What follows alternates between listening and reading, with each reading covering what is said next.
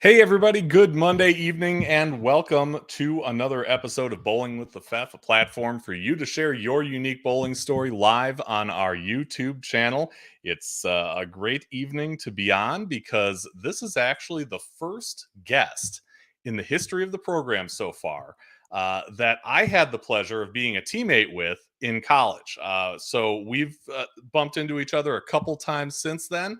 It's always tough to find time to catch up, especially since he's out of town now and I'm also out of town. So this one is really exciting for me, just because we kind of get to catch up a little in front of all of you and fill in the blanks from when we both left college and kind of went on separate paths, both in bowling and in life. I know Rocky Harrison is excited. He's already talking about T-Bus. He says he is getting a tattoo, but he's here. All right. Well, that's great. No, I mean, whatever works for you, man. Getting tattoos. I know that some folks at Classic Lanes in Greenfield were talking about tuning in tonight, and hopefully they're here live because they one of them called themselves the Tony Bus Fan Club, and I totally get why. So hopefully we'll hear from them before the night's up, and lots of other good content for this one too. I do want to get started with a college tournament that was going on at my home house, Wagner's Lanes in Eau Claire, Wisconsin, this past weekend. This was the first Chippewa Valley invite. It hadn't been held before, so this is the inaugural event. You had 6 varsity teams doing battle on a sport condition that the host schools UW-Eau Claire and UW-Stout set up. And a big congratulations to UW-Oshkosh. They won the event on the varsity side, led the field by more than 300 pins going into the Baker games on Sunday, and finished things off that afternoon. Cale Rush from Oshkosh was the individual all-tournament MVP. He was the only competitor who was plus for the individual portion of that on Saturday. 1,214 for the 6 traditional games on Saturday. UW-Platteville won the top spot for the JV contingent in that tournament. So congratulations to those 2 teams, and glad to see a Tier 2 college event right here in the Chippewa Valley, which is where I broadcast from every week and have the pleasure of living. Sam says, glad to see this type of event happening in Eau Claire. Congratulations, Cale. And if his name sounds familiar, it's because he's the one who put together that incredible documentary about UW-Whitewater winning the intercollegiate team championships this past season. So congratulations to him. And if you haven't seen that documentary, be sure and check it out on his YouTube channel. So the other thing I want to draw your attention to is coming up this Sunday night on a show called The Bowlers Show. If you were here last week, you saw my interview with Luke Rosedahl. He's one of the co-hosts, and you may have remembered that The Bowlers Show had asked me if I could be on their show on Sunday, October 23rd. So everything's cool. We've got it firmed up. I think they said that I was going to be on right around 6 o'clock. They usually line up a bunch of guests. So I know that the show starts at 6 Central. So we'll go at it that, from that point of view. 6 Central this Sunday, the Bowlers Show. You can find it on Luke Rosedahl's YouTube channel. And it's a fantastic show. And I'm honored that they're giving me the chance to kind of chop it up with them on their show. It's pretty exciting for a guy like me, and I hope you'll tune in as well. Well, Bowling with the Fef is brought to you by Chip Magnet Salsa. Chip Magnet is a local company, at least local for me, in Eau Claire, Wisconsin. They distribute quality salsa and a bunch of other food products to stores in 38 states, more than 38 states now, and Canada. You can order anytime at chipmagnetsalsa.com. You can also find it at stores in the Milwaukee area if you happen to be around there. Stores like Woodman's and Metcalf's and Wauwatosa. Whole Foods tends to have them. And Festival Foods, just to name a few. Chip Magnet, raise your snack standards, and a big thank you to Chip Magnet for supporting Bowling with the FEF. So let's talk about our guest tonight. He was one of Wisconsin's best collegiate players in the late 90s and early 2000s. He has improved his game even more since then. Now he's become a fixture at the USBC Open Championships each year, and he is now a Motiv staffer. So let's bring him out. He's the guy that we referred to in college as the slow boat. He is Tony Buss from Austin, Texas. And Tony, welcome to the show. It's a pleasure to have you on. F Dog. What's up, buddy? Gosh, it's been a long time. It really has. Well, like I said, I mean, we've bumped into each other a couple times since college, but, not enough time to really kind of, figure out, how things have been. So I'm really excited to have you on to kind of do a deep dive. Absolutely. Honor. You said it was an honor to be on their show. It's really cool for me too, man. Thanks a lot. Yeah, you bet. Happy to have you on. It's funny because that college tournament I was talking about had UW-Oshkosh winning the whole thing. And they're a school that you once competed for. And we'll talk a little about that. But I mean, tell me about hearing that, the school you were at is still winning college tournaments at this point in time. Yeah, I mean, how cool is that? And I think that's initially where you and I met. I bowled for Oshkosh, and I believe you're at Eau Claire. Is that correct? Right. That's right. Yep. Right. So we kind of crossed paths at some of these conference tournaments, and how great! Like, what an experience! And look at these friendships that have grown over the years, and that experience on bowling on some tough stuff. I mean, we didn't always bowl on tough patterns, but of course, those were the good old days of college bowling and traveling around, and having a conference. And that was really cool for a lot of us that didn't have that opportunity growing up, because, again, some of us older guys, we didn't have that type of opportunity in the lower, in high school or before that, to gain some scholarship money to do those things. So to be able to get that as like a sport in college and get some of our things paid for, like tournaments and a little bit of our hotels, that was awesome. So yeah, congratulations, Oshkosh, and yeah, it was a really good experience, and brought me to you and us to here, which is really awesome. Yeah, and it has been a good 20 plus years since we both stopped bowling college. Rocky says he still holds an 867 series house record at Riviera, and we will definitely touch upon that. I do want to know, as I mentioned, you're a Motiv staffer now. Tell me how that all came to be. Crazy things happen, and it just fell into place. A random text on a weekend, a group text about the blue coral.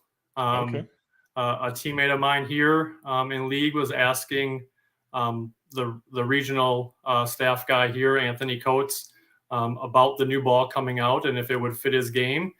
And Anthony said, well, it doesn't really fit your game. If it's more for somebody that would maybe slow wheel the lane. I think, hey, so absolutely, that's exactly what happened. And I was like, hey, Anthony, that sounds kind of like a good ball for me. Like, what do you think? And he was like, yeah, actually, I think that would be a good ball for you, Tony. And so lo and behold, a couple weeks or so later, he showed up to league with it for me. And I'm always late for practice and, barely get any in, and threw about 2 or 3 shots that night, and all 3 went high through the face. And I was like, well, he said I was a slow wheeling ball, so I'll just move in a little bit more. And yeah, had the front 17 after that. Wow. Yeah. So yeah, I went 300, 279 the first 2 games I ever threw with that ball. And a couple, text messages later in the week, and one thing led to another, and here we are. So awesome ride, and can't thank Anthony enough for giving me that opportunity. And Mr. Spangler, obviously, the PBA rep for Motiv, and yeah, it's been a lot of fun. And yeah, I never thought it would happen at this point in my life, but a few reasons it did, and it's really awesome. Yeah. Well, I understand why you'd say they're the fortunate ones. I think it's the other way around, but I'm kind of biased in that way. Yeah. Um, Before we came on tonight, I was talking to a few folks, and one of them is Rob Milbrath, and he messaged me, told me that you are one of the most underrated bowlers around, one of his favorite people to bowl with. Not only are you an amazing talent, but also super humble. The question I have for you after reading that is, does this underrated thing, is that something that drives you, or is it just kind of out of your head? It definitely did out of college, for Okay. sure. I had some big scores in college. I bowled well against, some decent bowlers. Um, had an 853 for UW-Oshkosh at Oshkosh Lanes, Mhm. and thought coming out that, That was for us at Oshkosh Lanes. right. That was for Oh, that was from Milwaukee. Right. I'm sorry. Yep. Milwaukee. Yeah. I do have my Hi, Dave little. Gajewski. Yes, I had transferred to UW-Milwaukee at that point and shot 853 at Oshkosh Lanes. Yep, you're right. Yeah.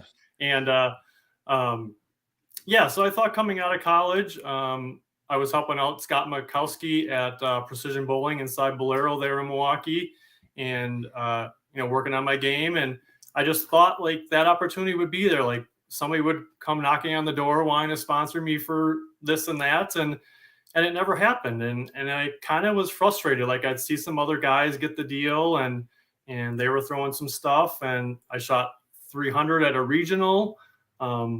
With Pete Weber on my pair, which is one of my coolest accomplishments ever. I did have a crossover in the 10th, but neither here nor there. I still have a PBA ring, which is really cool. Like I think that's awesome. But yeah, I was really thinking that would be the career path, right? Like I'd done some good stuff in college, had some scores, was getting some recognition, and yeah, it just it never worked out. And looking back on it now, I know the reasons why it didn't work out and why it's such a great opportunity to have this Motiv deal going on, and Anthony giving me that opportunity. He basically said the same thing to me, um, something similar to Rob. Like, yeah, you're a great bowler and you've done some things, but really you're humble, and people gravitate towards you, and you're good friends with everybody, and you like to talk to them about bowling and help them with their game. He's like, that's why you're on staff with me.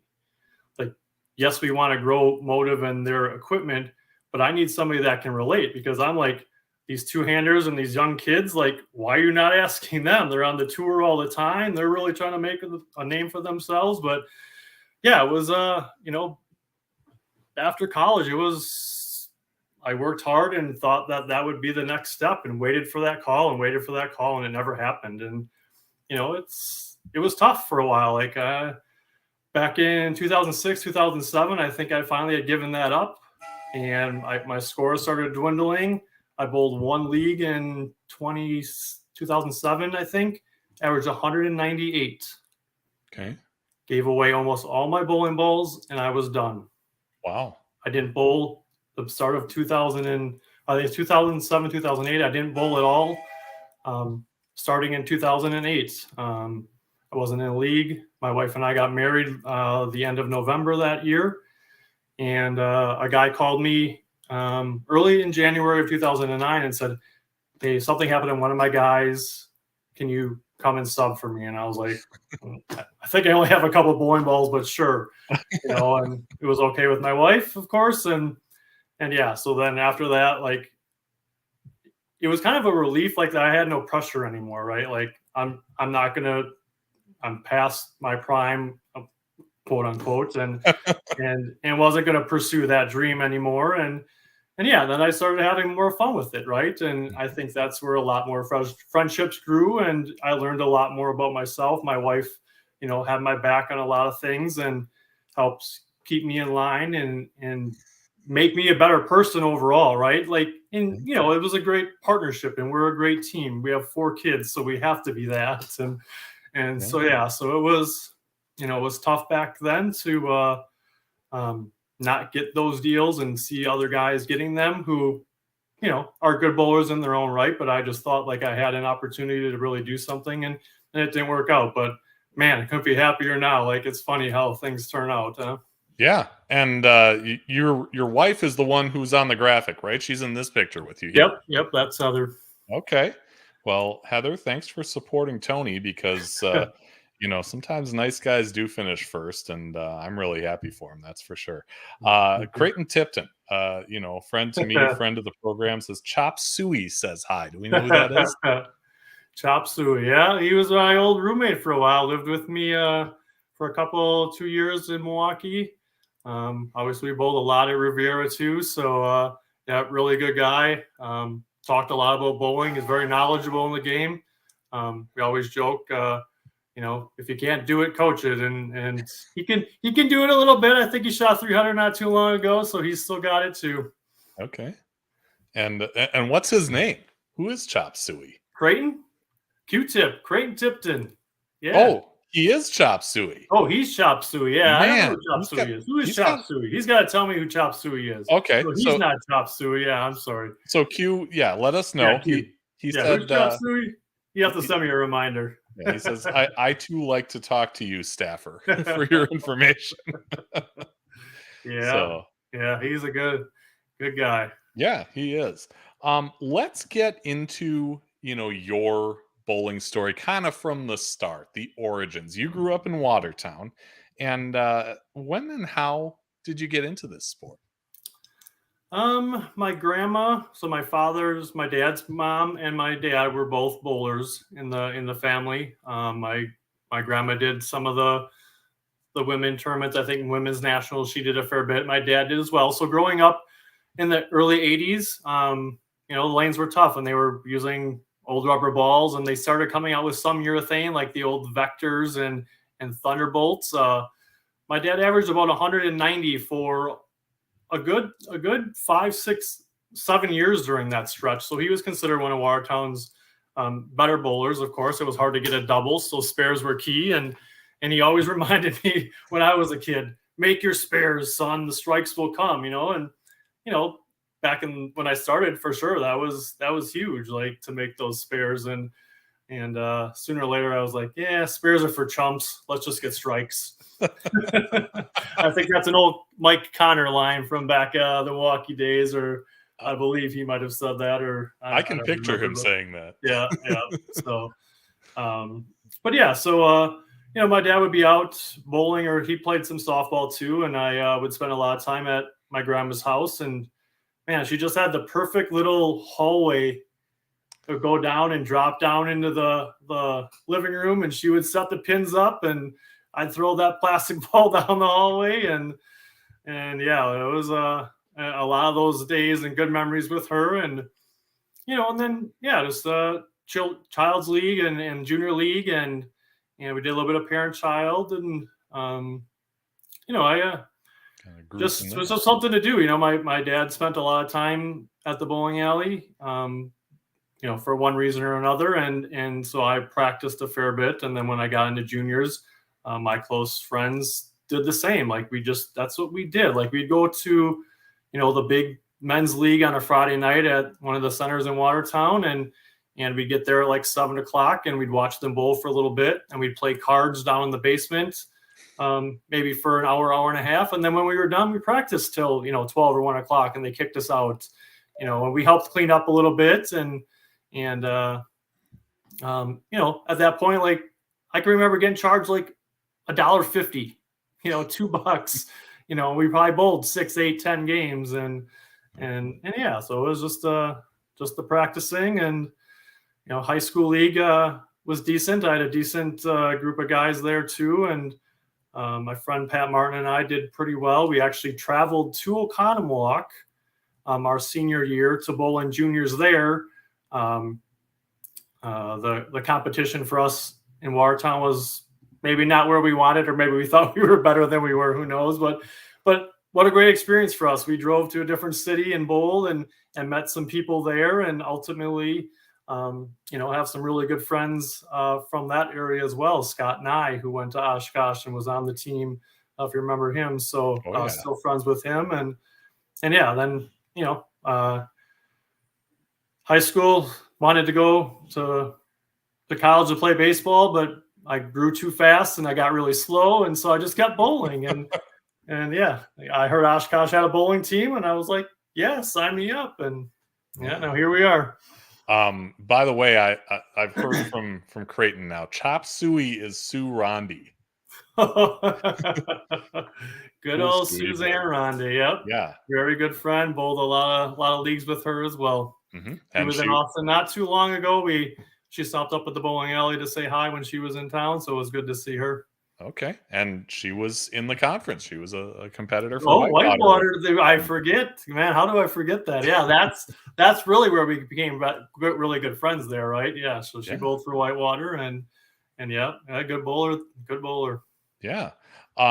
Scott, I was always envious of Scott because I was big, my thing was broadcasting and so was his. And he got a gig before I did. And I'm like, oh man, well, how great is that for Well, he him? was on Mayville radio, right? Hey, yeah, he Yeah. was. And I'm Yep. like, man, that would be so great to get in the business. And yeah, it's Yeah, I called him up one night, or not one night. There was the next morning because he had actually taped it, but he was like, "It's noon here," and then he laughed, and it was midnight, and I was like, "There's no way you're broadcasting at midnight, buddy." But I laughed and gave him some business for that. But yeah, he was he got a radio, TV, film. yeah, at Oshkosh. When you were in juniors and kind of growing in the sport, getting it to a point where you'd start competing in maybe tournaments and things like that. Did you have coaches other than your family? Um, we had, I mean, certainly in the junior league, we had a coach or two or three. Mhm. Certainly one. I talked about Pat Martin. He was him and I in high school were good bowlers. Josh Kaufman at that time as well. His brother, who I'm best friends with, Chris, he was a little bit older than me, but we had one. Pat Martin's dad, Bruce, was the guy that really was stuck with us those times and tried to get us our head on straight more so than anything else. Right? He's like, practice is great, but you really need to keep your head in the game and understand what's going on. And Mark Peters as well out of Watertown. His dad owned Jerry's North Bowl there in Watertown for many years. So they drilled there, and those two guys were the main two, I believe, that were always helping us come along. But no real coaches. Like at that time, I don't know if they had like certified coaching at that point, we're talking 30 years ago at this point, like they do now, but still guys that were very knowledgeable in the game and understood what you needed to do to be successful, right? Like, shooting at a dime on the lane, like one of those things. And if you hit it, you got it, right? And at that time, like, shoot, I hit that 3 times, I can go play a video game afterwards. So it was cool. Yeah. So yeah, definitely those two guys had the most influence on being better. Of course, my dad was always there, bowling tournaments, with me or watching me and helping me at that point. But yep, those were the two coaches that I think back upon and really made a difference in my game. Yeah.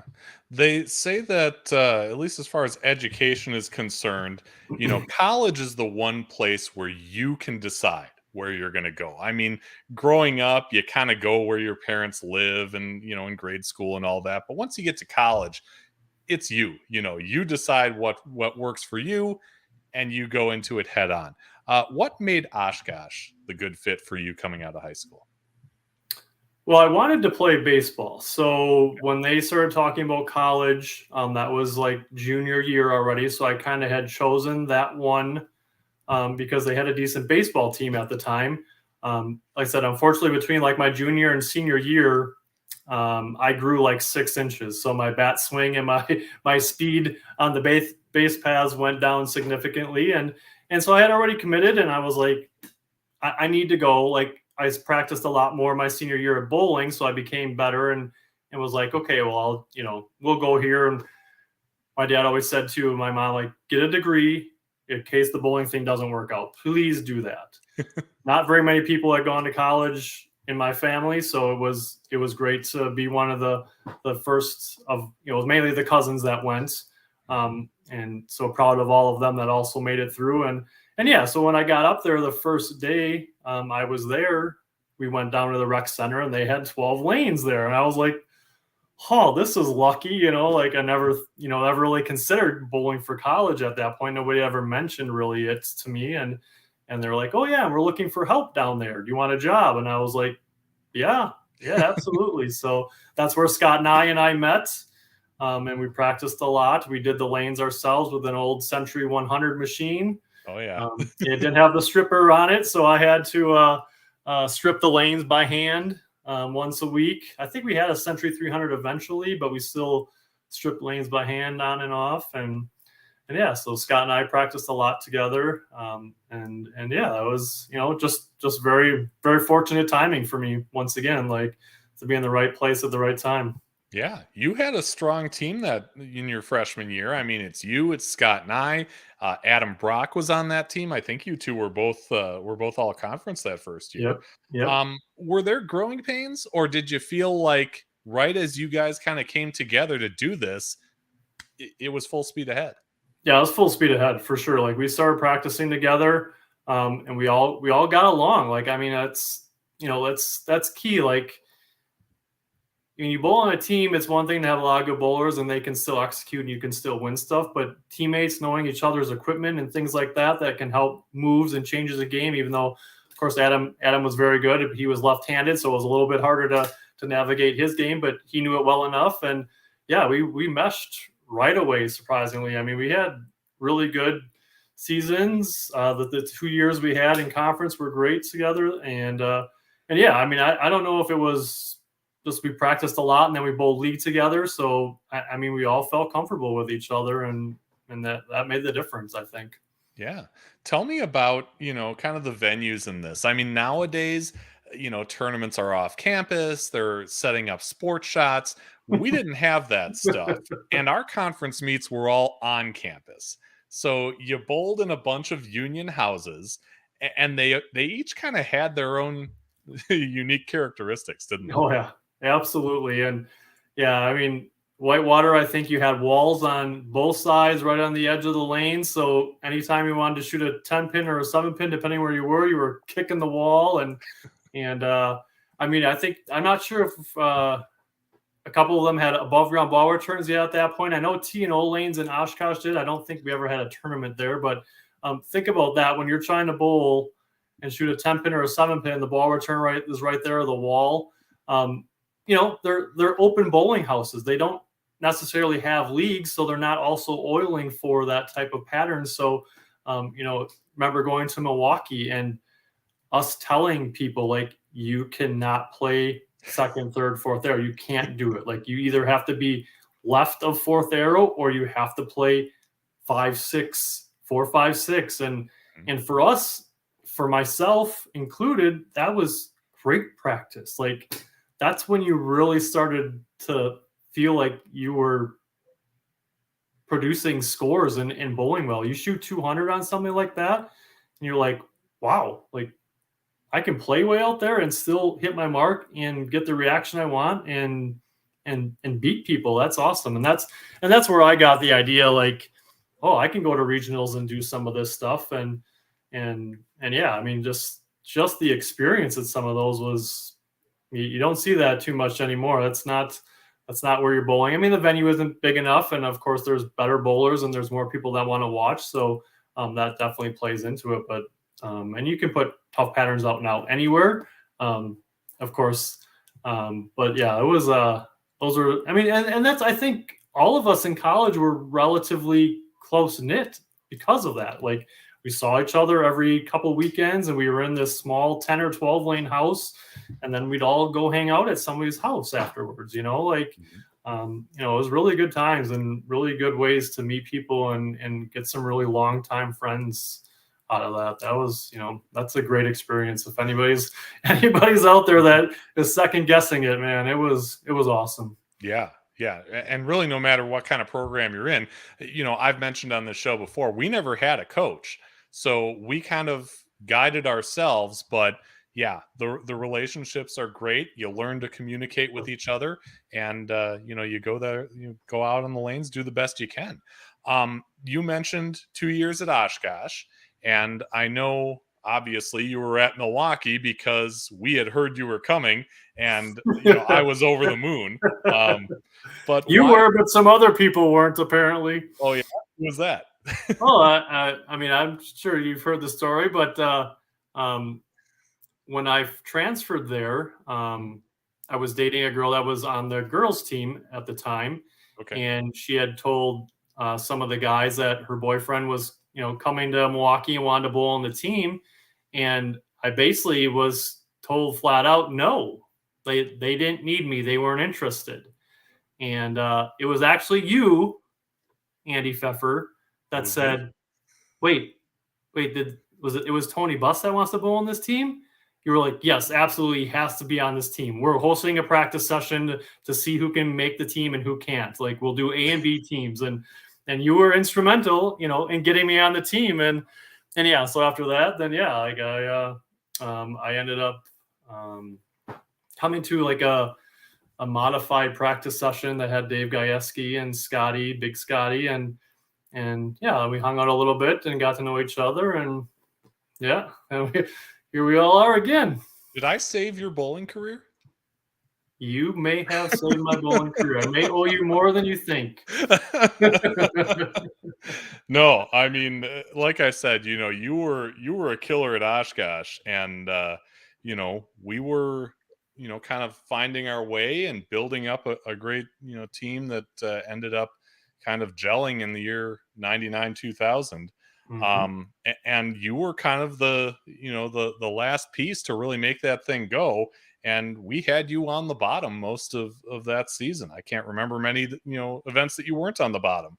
Yep. I remember you had a reactive purple hammer and a danger zone, I think, and they looked like they had been thrown, in a parking lot. But you carried with the best of them. So, tell me about the things that that made that happen. The release, were you throwing 16? How did you make that work? uh, I don't know. I mean, I read ball reaction very well. Like, I can see things pretty clearly. I by no means do I relate it to Major League Baseball players, but when you talk to a really good hitter, they can see the seams spinning on the ball, Mhm. so they can identify a pitch ahead of time. By no means can I do that, but I have a good feel of when I throw good shots, and I can see how my ball is reacting. So those are the two balls I had, probably because the only two I could afford at that point. I Mhm. didn't have much money. I grew up pretty poor, and that wasn't a privilege of mine. I had some guys that would give me a ball here and there, and the way those were drilled, it just worked for me, and I wasn't going to change anything unless I had to. I like being set in my ways. I like using the same ball, and if it's working, why am I changing it? And that's ultimately like how the slow boat came apart, right? Yeah. Because I was throwing 16-pound stuff. I'm Okay. 150 pounds dripping wet. I couldn't throw any faster than that. But yeah, no, it's yeah, and obviously, bringing up Mr. Prather on the thing, like, wow, like, yeah, like that. He Interesting, right? Like, what an honor to be mentioned in the same the same category as him, but It's does it pretty well too, and it worked out yeah. very well for me, and still has. As I've gotten older and the less practice, I'm not very good on fresh. Okay. I practice it a fair bit now, more to try to get a little bit better. But once I can get in a little bit and have a little bit of room, I sure do enjoy hooking the lane a little bit and carrying, right. So Yeah. had some help along the way with that. But yeah, yeah, that danger zone, man, I love that thing. And actually had two purple hammers. Okay. One that went a little bit longer and one that rolled a little bit earlier. And funny story about that in college bowling, but maybe we'll talk about that a little bit later. Fair enough. So I mentioned 99 2000. We had a great season, took the conference for the first time in however long, made sectionals. Tell me about that experience for you, because that was your first year with Milwaukee. Yeah, I mean, for me, it was the same, right? Because I had a good group of guys, a fun group of guys at Oshkosh. We did really well there. We were successful there. Came to Milwaukee, and bowling with the guys that I was bowling with, I knew we would be decent. Like, it wasn't like you guys were already good. Obviously, I had known you, Andy. I'd watched Scotty throw, big Scotty Bogalski. Obviously Dave liked to hook the lane too. So like some of that stuff meshed up. And then, we had a few other guys in there that still were good. Like we had enough guys, like for 7 or 8 of us, that you could feel comfortable plugging in, even when I wasn't bowling well. And somebody would say, hey, you shouldn't be down there anymore. Yeah, I didn't like that idea, but if I'm not bowling that well, I was pretty okay with letting somebody else give it a shot. Yeah. If I didn't have a good look, cool. But we had those guys to do it, and we did, right? Like, so we had a good group of guys, and we pushed each other, right? When you have 7 or 8 good bowlers on your team, and they're only taking the top 5, like when we have a practice session or a qualifying round, like that puts a little bit more pressure on you. And it also kind of helps you see who can handle it also once in a while too. So a lot of good friendly competition, and not always, somebody had to sit out and we had to make some tough decisions on who didn't make the team or the A team or how that worked. But, again, a good group of bowlers, not great by any means, but man, we worked well together, and that's how we beat people. When we get to Baker games, that was when we excelled. And why? Because we were so close knit, I think, and we were good enough to help each other through those games, and that's where some of our really good teammates and good things came out of that squad. Yeah, for sure. So I ended up graduating in 2000, so I didn't bowl with you in the next year, but November of 2000, you had mentioned it earlier. You destroyed Oshkosh Lanes. This was the first Titan Invitational that wasn't on campus. It was off campus. And our teammate Mike Connor told me last night, he recalled that, he was having a day. And the team, he thought, had won the tournament. The second day, he says, you shot like 850 something, not 790, but 850. He says you won the all events for it, and that he had never seen anything like it. He said every shot was 10 in the pit. It wasn't anything special. It was just all the pins went down over and over and over again. So tell me, walk me through, what do you remember from that big set, and how did it all work out so well for you? Well, I'll start the story with, it was a Thai messenger, and earlier that year, I went to Joey Serrar at Bowlers Pro Shop, a great ball driller. Back in the day, I was recommended to go to him. And I walked in with my my danger zone, and he laughed, of course, like how beat up it was, like absolutely. And he was like, how heavy is this? And I was like, 16 pounds. Why are you throwing 16 pounds, Tony? I'm a man. Isn't that what everybody throws? I gotta get strikes. He was like, nah, like you really should go down to 15 pounds. You're not going to lose hardly any carry. You won't notice it. No, like why? I'm bowling fine with 16-pound bowling balls. He's like, trust me, like it'll be better for you long-term, all this other stuff. And I was like, man, I don't know. Like, how can I make this change? Like, and he's like, trust me, take this ball. If you don't like it, I'll buy you a new one at 16 pounds. Okay. Fair enough. I appreciate the help and the opportunity. And, we did a little bit of different things with my span and stuff. And yeah, so then that was the ball, like 15 pounds, never changed since. But yeah, that day, like, I think it's awesome too. We were moving pairs. We moved pairs every game. And oddly enough, I did not shoot 300. Did I shoot 300 that set? I don't think so. But yeah, a lot of fun. Like, right. Like it was there, slow wheeling it. And again, I think, for us bowling on the tough patterns all the time, like, and you see something a little bit easier, like it feels like you sometimes have the world. And yeah, they fell down every shot. And it was cool. I think at that time, like it might've been one of the highest scores in college bowling.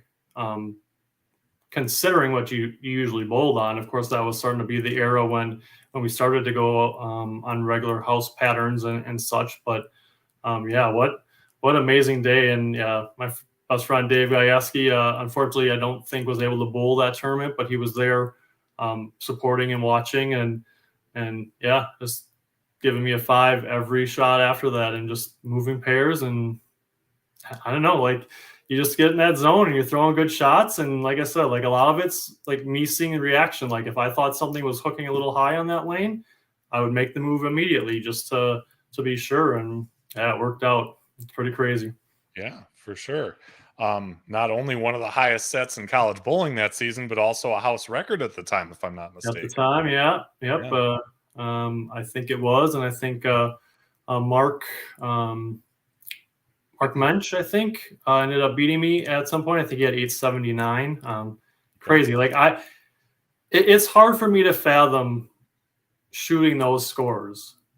You just can't think that you can put that many strikes together, that every shot is going to be good and carry. You know, you can throw them pretty good, and you get bad breaks, but yeah, that's something else. And yeah, pretty proud of that. I later in the year, Jeremy Sonfeld for Nebraska, bowled the college tournament, also moving pairs, shot 900 that summer, springish. So my 853 was soon forgotten, but not by me, and that's fine. 900 is great. Like, and not many people can say they've had 850 or better, and fortunately, been lucky enough to say I can do it twice. But yeah, it was fun. Like, I mean, we led that tournament. I mean, of course, 850 is a lot, but we all bowled well. I mean, we smoked them. Like, I think we destroyed the field pretty easily in that tournament. Yeah, if you look at the leaderboard, it's like all UWM guys, like in the top 10 or 12, which is incredible. A lot of fun.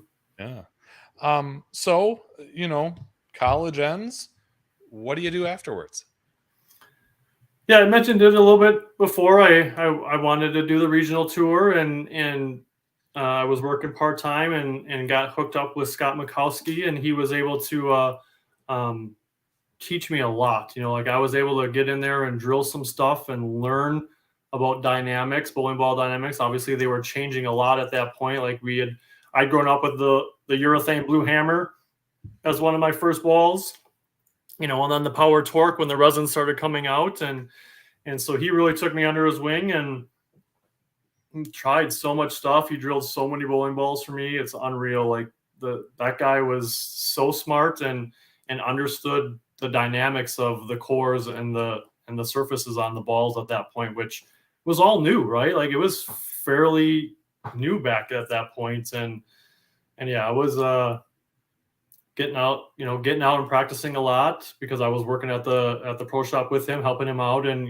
we'd just go out and throw some shots on the lanes and just teaching me right from wrong and the little tidbits to make you better than the next person. Right. And again, I carry those with me every day. Like, those are the things that help keep me competitive at almost 46 years old. I can still compete with some of these youngsters and two-handers, and, keep my head in the game and know that you're going to have some bad ones. Just don't make them so bad that you can't catch back up. And yeah, really instrumental in my career, Scott was. And unfortunately, he had to get out of the business, and after that, like, my game kind of fell off. Like, I didn't have a really good ball driller. No offense to the other guys that helped me out and drilled some stuff up for me, but I worked with him day in and day out, and he knew my game better than I did. And he was the one that drilled the bowling ball that got me the 300 at the regional.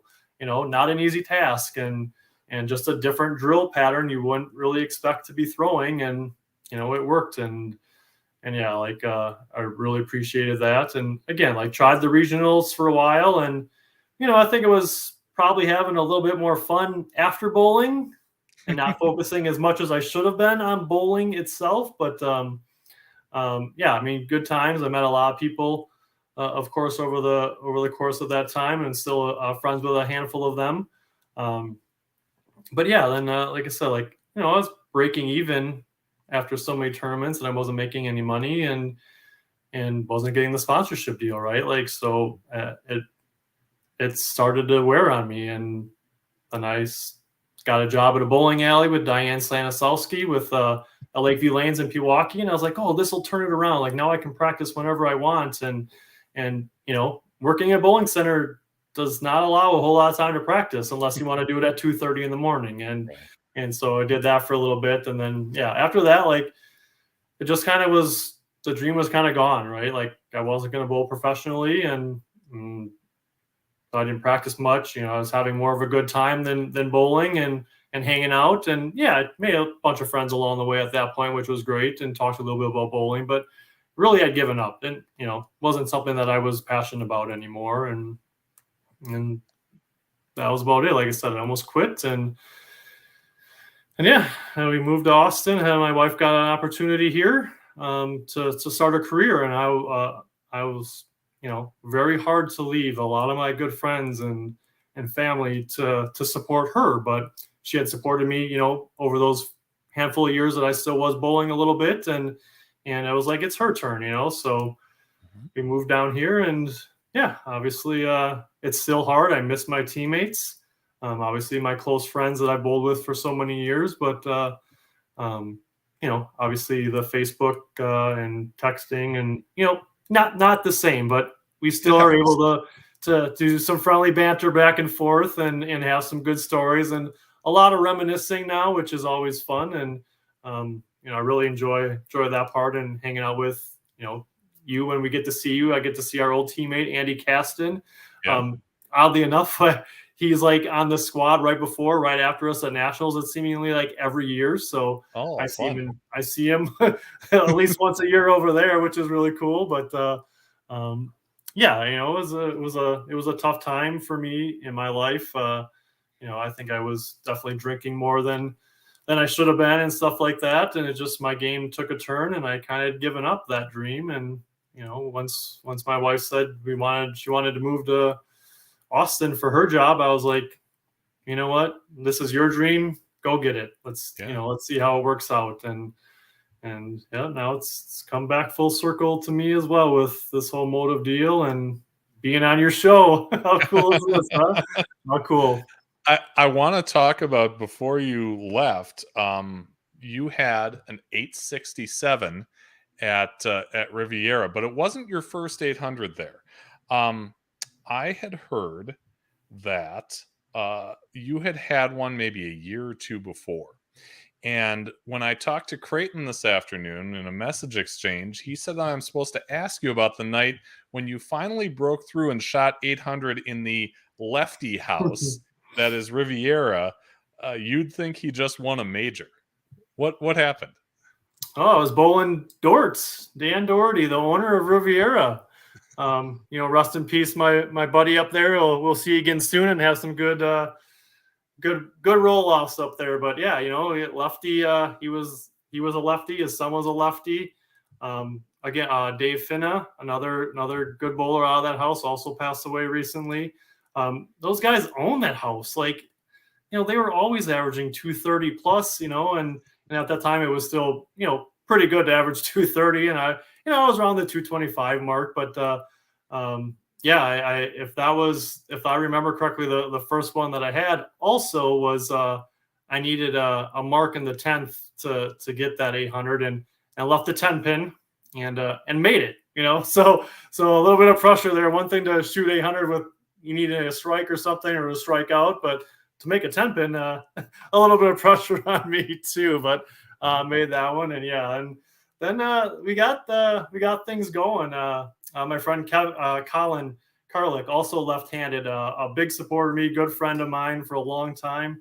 Another lefty that we always joked about that would bowl well up there, so I started the trend that this isn't a lefty house anymore, and I had a couple 300s, I think 3 total up there at after the 867, and again, just one of those nights, just everything carries, and you made the right move, and they had a strike jackpot up there, and it was like, I don't know, $2,500, and I needed the last one to win it, and yeah, couldn't carry it. Shot 299, but I think I had gotten enough free drinks that night to make up for it. So Yeah. yeah, but Yeah. another set with a big set without a 300 game. It's kind of interesting how that works out. But yeah, 867 was huge, and again, another point in my career, like I thought maybe a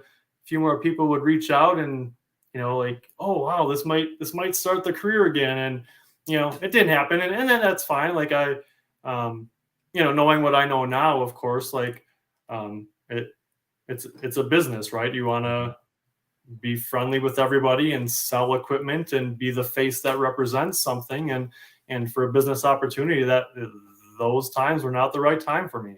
Yeah. That was not the right time in my life to have those opportunities given to me. And like I said, thanks a lot to my wife for backing me and supporting me and making me a better person, and also just trying to be friends with everybody. I mean, I always was. Like I never really talked bad about anybody. Anybody that wanted some help, or I was always willing to give a high five, even when you crossed over to beat me. Like, like you didn't mean to cross over, you didn't mean to carry. Like it happens. It's just bowling, and I was never like that, and never will be. Like that's just not the way I was brought up. I was, like, yeah, it hurts. Like, did I deserve to win a lot of matches? Probably. Were there some that I didn't deserve to win?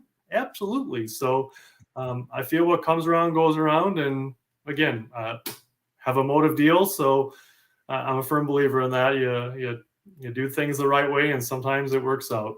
Yeah. Charles Tucker, Motive Bus, making it happen now.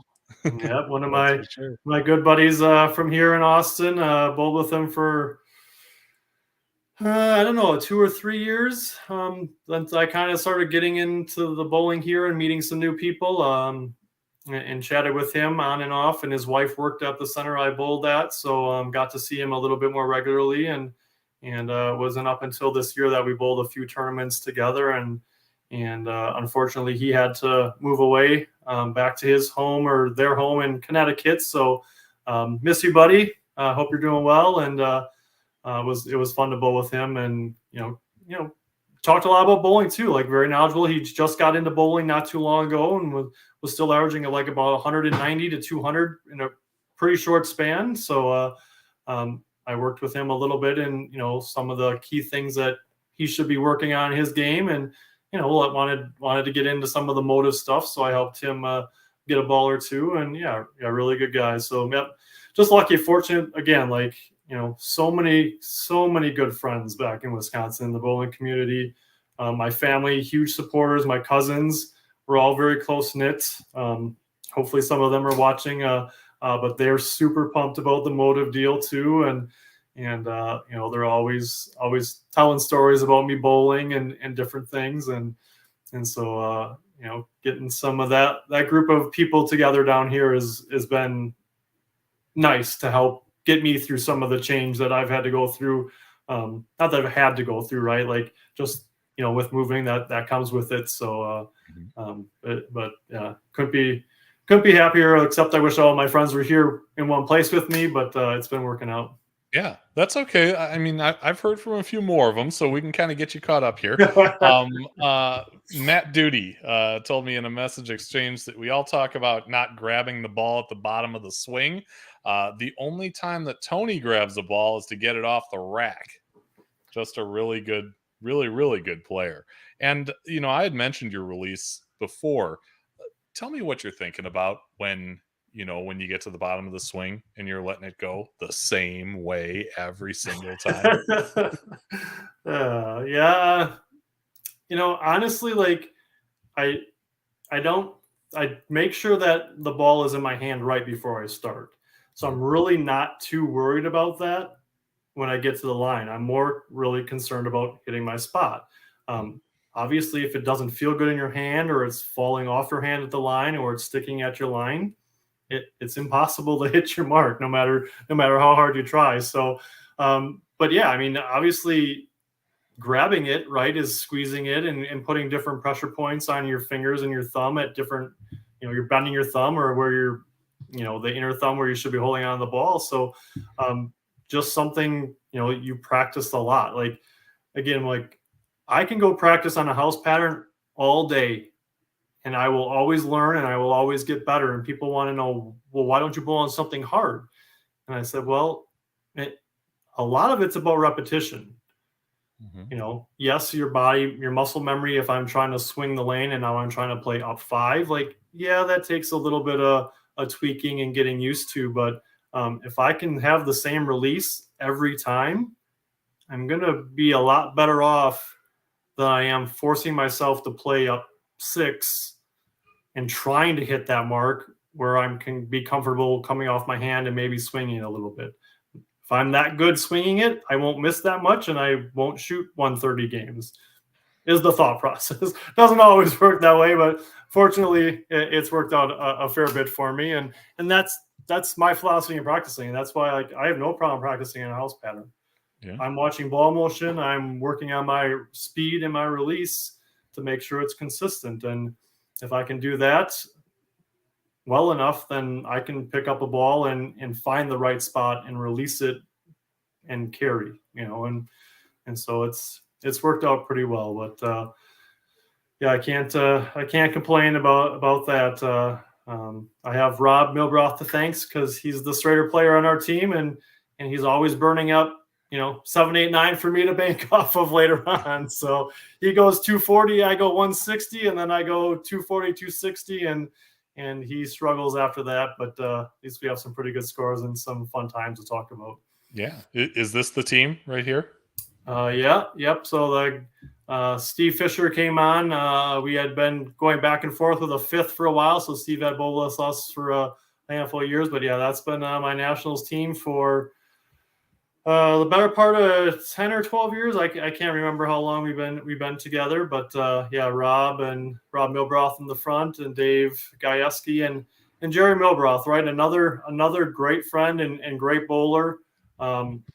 His wife Teresa, they own and run Town and Country Lanes in Burlington. Okay. Merle's been our sponsor for nationals and state. Yeah, for as long as I can remember, well before I was part of the team, and yeah, just great people, some of the best friends you can ask for. Teresa and Jerry have done so much for me in my career as well. Rob too. Like I'm not taking anything away. Rob is one of my best friends. Dave is my best friend. Rob's always giving me ideas on bowling balls before the Motiv deal, where I should play, what ball I should throw. So I give props to Rob too, of course. And yeah, Dave and I have, best friends since college. So, always so much fun. When I first moved here, I still was eligible to bowl in the Wisconsin state tournament. So I flew back up, and that was the last time that we had bowled together at state. And yeah, I couldn't ask for a better group of friends. I've always been fortunate with the people in my life like that. Like, it's just always worked out well. And yeah, always fun. Like always can joke with those guys. Yeah, we get frustrated and we know when we kind of want to back off, each other. But when we're bowling bad, like, hey, come on, you got it. You know what to do here. Like, here, let's switch balls, or let's try this, or how do you feel? That type of thing to get you out of that bad attitude and get you thinking forward, right? Moving forward. So great teammates and better friends for sure. Good segue, because Milbroth, in this message exchange that I had with him, recalled that you were the anchor in a Baker team tournament where you guys shot 300 in the title match. And after every strike, each of you said, "By me." And after he struck in the 9th to leave it up to you, and he said, "By me," you called all of them some choice names before striking out yourself. Yeah. How fun is that? I mean, shooting 300 is awesome. Yeah. But when you have 5 guys to shoot 300 for a Baker game, an unbelievable feeling.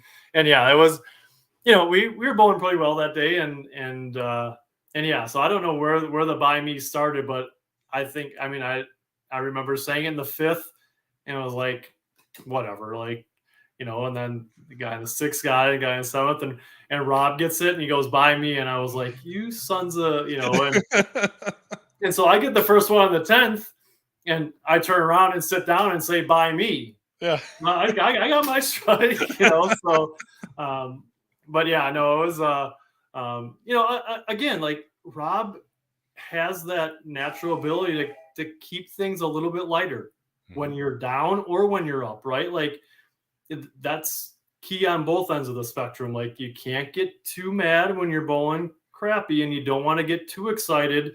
It's awesome to bowl great, but you have to keep bowling. If it's the last game to win something, different story. But when we still have things to accomplish later that day, keep your focus, keep throwing good shots, and yeah, I mean, again, just so fortunate to have teammates like that and working on different things. But yeah, man, like shooting a Baker 300 is like, again, one of the highlights. 300 in regional, awesome. Baker 300, awesome. Shot a doubles Baker 300 with my best friend Dave Gajewski. So to do it with my best friend, so cool. Like, again, those are just things, memories that like people will never get the chance or opportunity to do some of that stuff. And for me, it's been so cool. And oddly enough, not too long ago, maybe 4 weeks ago, Labor Day weekend, there was a tournament here, and I was fortunate enough to find a doubles partner for a Baker tournament here, and a female, Darla, and we shot a Baker 300 in doubles here too. So on top of all the individual stuff, which of course, I have some things that are really great accomplishments for me, but some of those teams and double things are way more important and way cooler to me to know, like, you're part of that as a team, and that's really cool. Yeah. You had kind of alluded to it earlier, but Milbrath kind of floated this concept by me. Bus standard time. Yep. What is bus standard time? A way to try to get me to the lanes on time, or maybe not on time, but maybe just enough for a little bit of practice. Notorious Dave Gajewski knows, bowling league with him on Tuesday nights at Riviera. Sometimes I'd get there in the first frame, and yeah, I mean, I've had a few 9 missed 279 games because I've had no practice.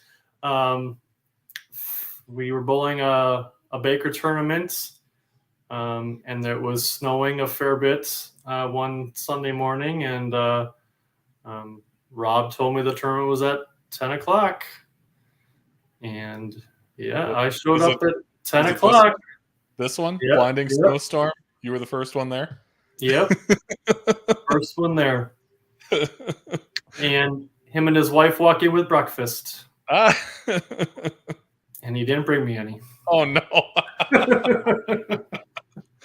Oh, that's great. Yeah, but yeah, just, so bus standard time, they try to mess with me, and sometimes I have to be a little bit serious with them. Like, guys, come on, please just tell me what time the real tournament's at. What time does it really start? Yeah. Well, yeah. Yeah. Well, just, I'm part of it on me. A lot of it, just like, running a little bit late for this and that. And now I have my kids to blame. So I'll use them as my excuse now. The best excuse of all. Yeah. Charles is always showing up at the start of league. Eric Medinger, Dinger, Motiv Bus. Yeah. Love it. Hi, Tony. Miss our bowling conversations. Yeah. And we, Dinger and I bowled in the same league at Regatta in Thiensville. So yeah, I bowled at Thiensville 1 year. I think we drove way up there to bowl couples league. I think Regatta. Okay. One or Regatta 2. Was there 2 of them? Yeah, there was one in Port Washington and then one in Thiensville. Oh, I bowled the one in Thiensville. Okay, that was Regatta 2. He was from Port. Yep. Yeah. Yeah. Worked a long time with Eric Medinger. We talked a lot of bowling, and I think he ultimately ended up getting me on a nationals team with a couple of the guys we worked with. Todd Filter, good bowler back in the day, and his wife at the time, Tony. I got to bowl nationals with them 1 year, or with Tony for doubles 1 year. Dave was out with having a baby, and we did really well. So just another good group of people that I got to bowl with over the years, and yeah, missed Dinger too a lot. A lot of fun times together at work. Yeah.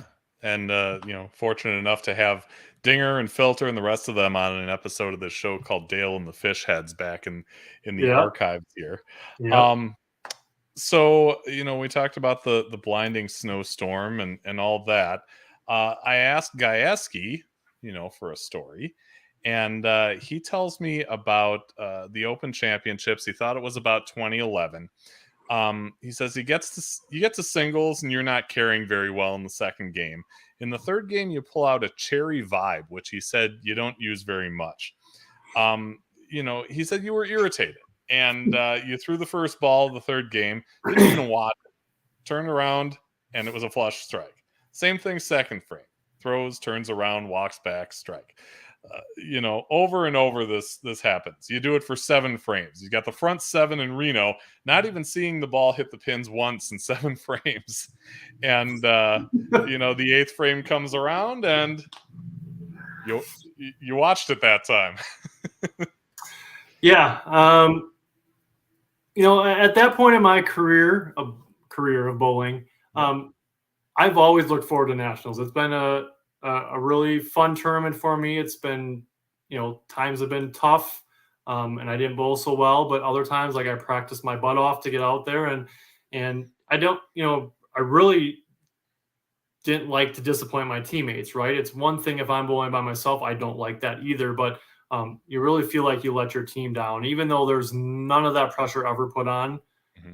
Yeah, any one of us at any point, Oshkosh, Milwaukee, any league we bowled on together, any of that stuff. It's just something internal that, I put on myself. And yeah, really struggling that year. And yeah, I thrown the cherry vibe a few times, before the tournament and didn't like it at all. But I thought, well, it's nationals, I'll bring it. And yeah, pulled it out the last game and never watched a shot till the 8th frame and watched it go down the whole lane. I was like, cool.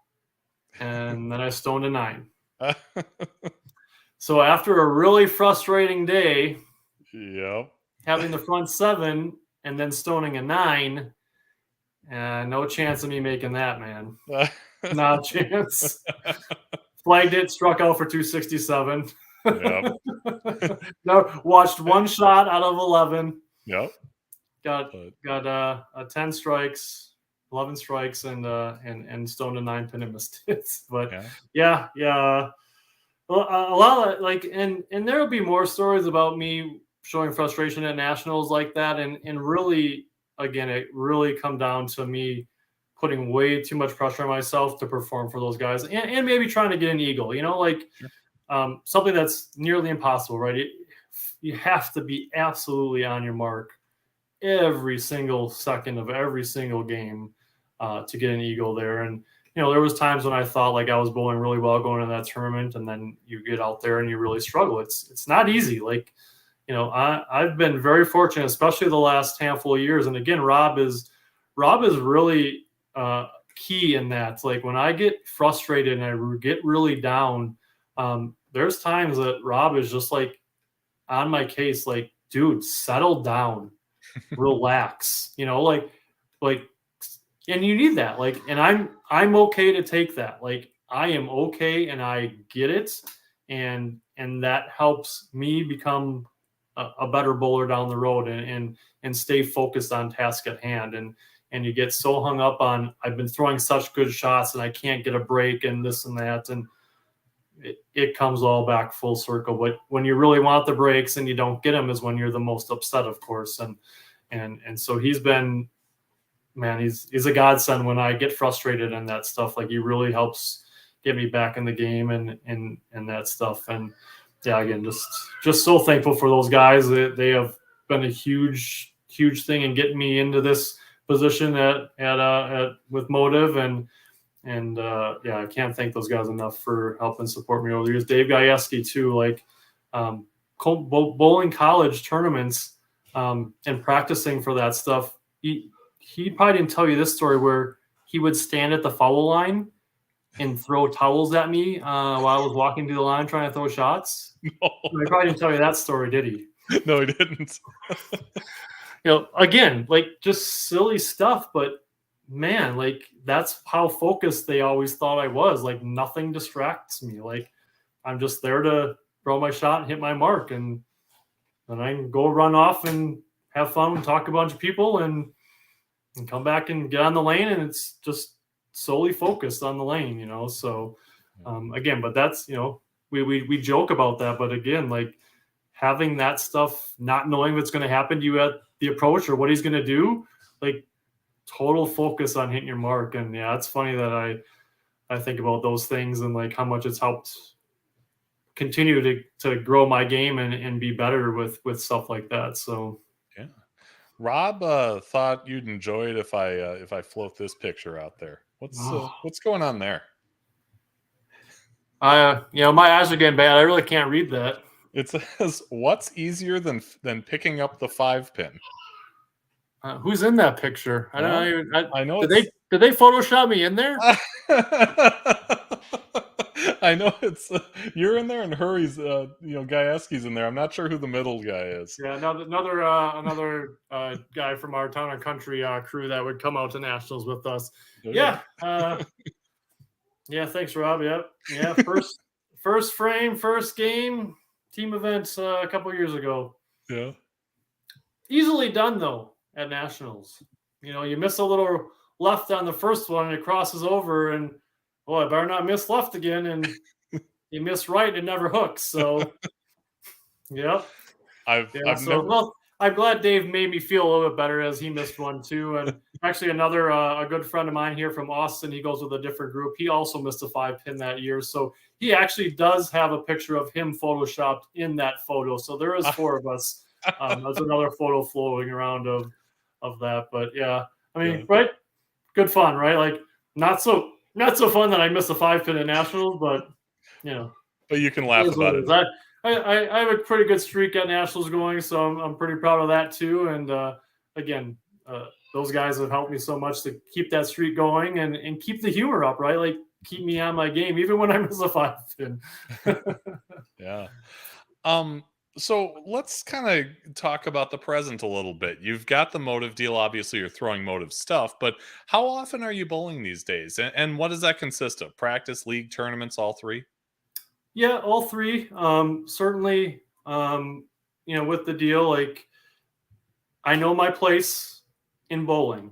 I have some good scores, but as Anthony Coates, who's my rep here, that got me the deal, he said the same thing. He's like, I'm not hiring you because of your bowling. It's about your personality and who you can connect with. So I'm expected to bowl, you know, a handful of regionals if I can throughout the year. Nothing crazy.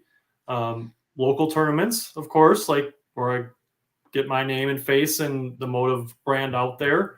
Talk to a few of the guys that I know in the area, and maybe try to meet some new people and get them interested in some of the stuff. And then league, yeah. I mean, I bowl one night. I sub a couple nights when I can.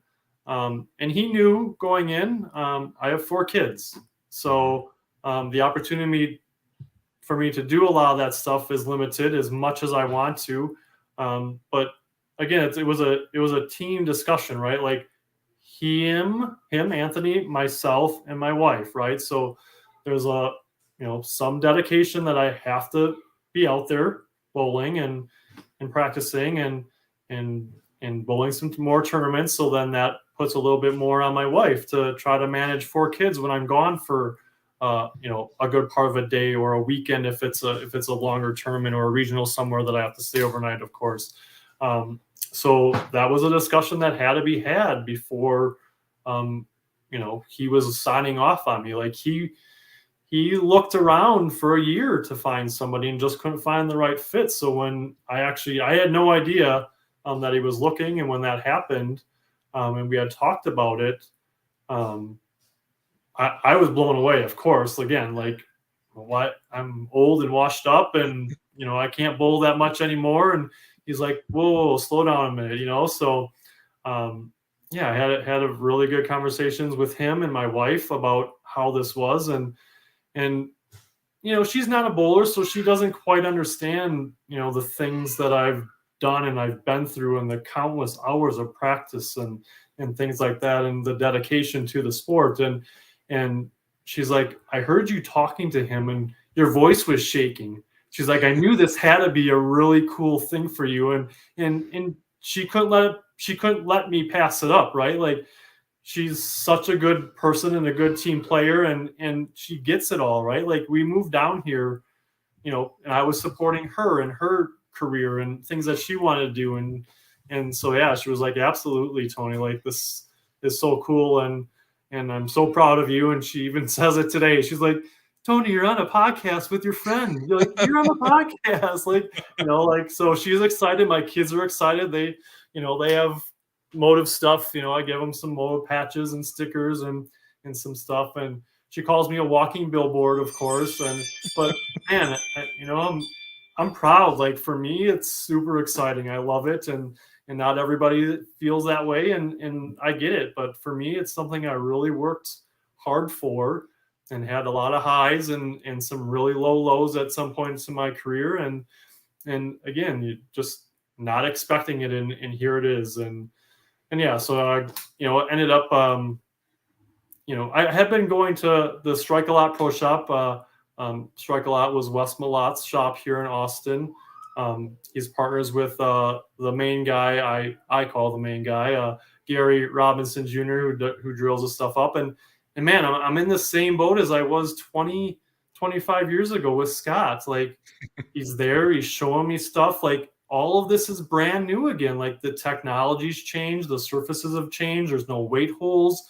The drill patterns based on 4x5x4s or 45x5x30s, all that stuff. So he's reteaching me a lot of that, and I'm learning the game again. And of course, it's exciting for me. It's something new again, and yeah, it's been a ride, man. And now I'm on a podcast talking to Andy Pfeffer on Bowling with the Pfeff. I mean, what the heck is going on?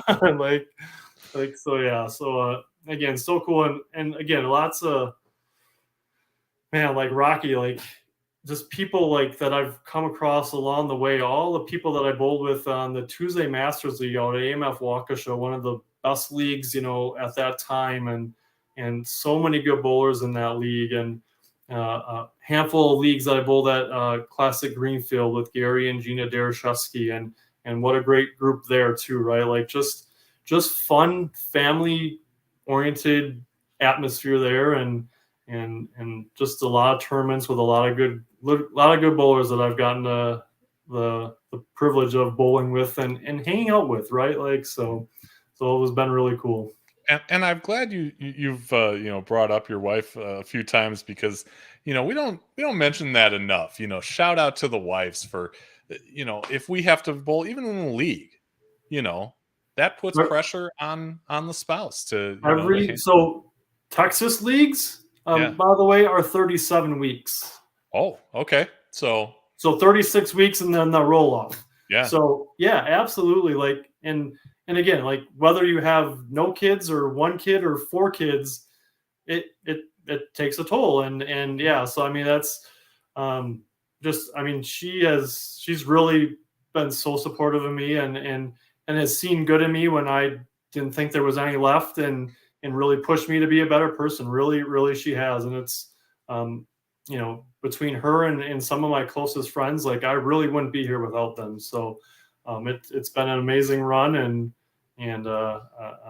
I'm proud of where I'm at. If like I said, like, if something happened tomorrow and I couldn't bowl anymore, like, man, it would be devastating. But I've done some really cool stuff. Yeah. And Heather shared the link to this show too. So I mean, always.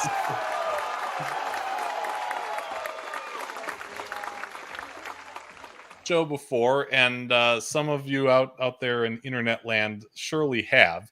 That we go off the sheet by asking you to challenge somebody else for a future episode of the show. It doesn't have to be the greatest bowler in the world, but we look for people who have a passion for the sport and a unique story to tell. So Tony Buss, who would you like to challenge to appear on a future episode of Bowling with the Pfeff?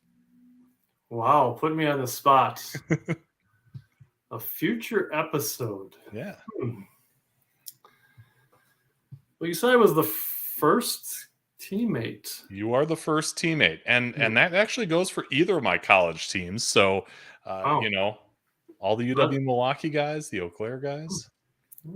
Interesting. So think about our team back then. I mentioned a few of the names: Mike Connor, Andy Caston, the 4 Polacks I think we had on our team. No offense to anybody. We had Majeski, Murawski, Yep. Bogalski, and Gajewski. Pesky. You think those were the 4 horsemen? Yeah. Another great team from Milwaukee, by the way. Thanks, guys, for letting me join your team one year. Bowled really well. Yeah. So how about one of those 6 guys? Huh? We got Mike Connor, Andy Caston, right? Yeah. And John Majeski. Again, I don't keep up with all the guys if they're all still bowling or not. But Scott Bogalski, I know, has moved up to Hayward, had a child not too long ago, so congrats to him. All right. And who else? Dave Gajewski, of course, my best friend for college bowling for forever.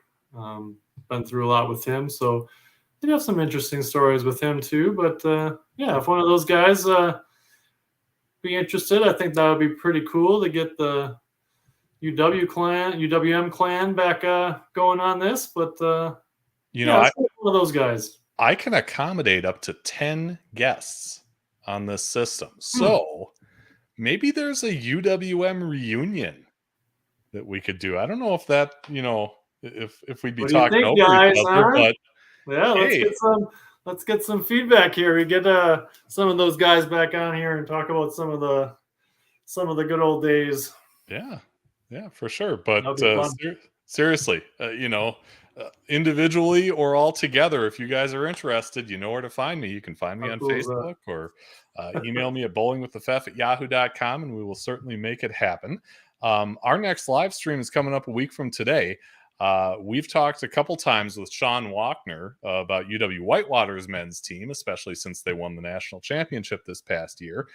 Now Brandon Mooney has succeeded him as head coach. So we're going to bring him on to chat about how he's settling in and what it's like with, let's face it, some pretty high expectations for that team moving forward into this new season. So he'll be on this next Monday, October 24th, 6 p.m. Central. Be sure and join us for that one. Towne, it has been a blast getting to kind of relive your story and find out what you've been doing since college. So again, all the success to you moving forward and in bowling and everything else.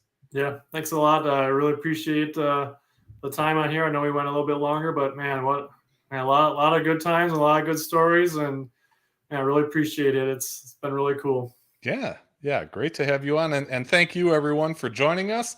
Have a great week. Be just and fear not, and we hope to see you again next week.